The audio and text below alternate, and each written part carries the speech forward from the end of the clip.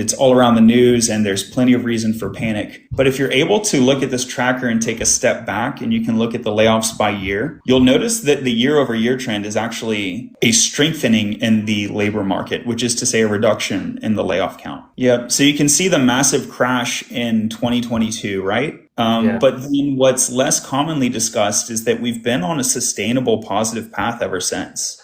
Right. So I think for me anyway, the notion that AI is going to take away tech jobs on net is just utterly disproven at this point. Certainly it's changing the industry and there are some particular job losses due to AI. But a lot of what we're seeing would be called creative destruction, taking the economic lens of it. It's creative destruction where a job family is either changed or even a new job family created. So now we have the AI engineer, which is mostly a full stack engineer that knows how to integrate a language model, right? So you could say that you could say, well, this AI engineer is taking my job as a full stack engineer. But really, it's just like a change in the role. Yeah, so in 2022, we had a fantastic market for early career folks. And there was a bit of a run there where you didn't even need a college degree. You could just do a boot camp and sort of hop over. The jobs were so many. That is much more difficult to do today. Even if you are a junior who's able to land a job, you face this sort of catch-22 problem because companies would like to see more usage of AI tools, but they also don't trust juniors to use them. Yeah.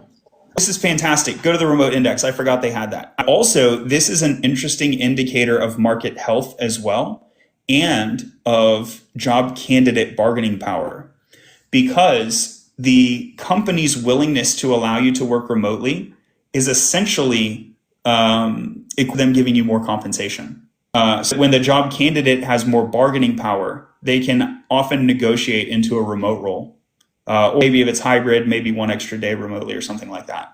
But I think this is an independent way, besides the overall job count, this is an independent way that we can see that engineers are actually gaining in bargaining power.